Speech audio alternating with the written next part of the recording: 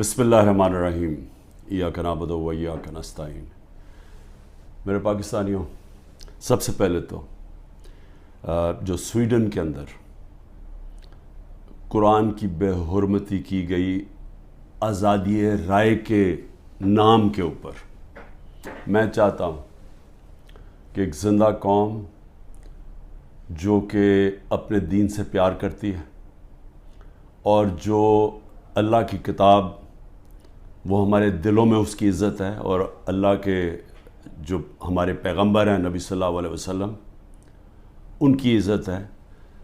तो जब इस तरह की चीज़ होती है तो हम एक ज़िंदा कौम की तरह एक पुरअमन तरीके से ज़रूर बताएं,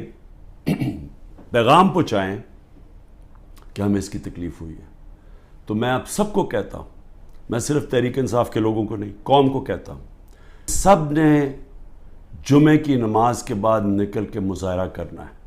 पुरअमन तरीके से। हमेशा पुरअमन रहो क्योंकि हमारा मुल्क है, हम कोई नुकसान नहीं पहुंचाना चाहते, लेकिन एक पुरअमन तरीके से एहतजाज हो ताकि पैगाम जाए कि पाकिस्तान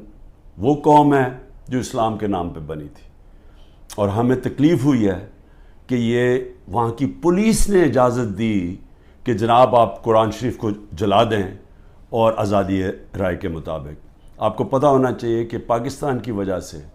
आज 15 मार्च दुनिया के अंदर एंटी इस्लामोफोबिक दिन बनाया जाता है, यानी जो इस्लाम के ख़िलाफ़ जो हरकतें होती हैं, मसलन नबी सल्लल्लाहु अलैहि वसल्लम की शान में गुस्ताखी होती है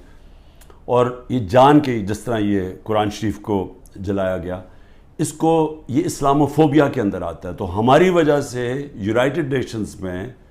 15 मार्च को इस एंटी इस्लामोफोबिया दिन बनाया जाता है। तो इसलिए हम सबको जुमे के बाद निकलना चाहिए और पुरअमन तरीके से एहतजाज करना चाहिए।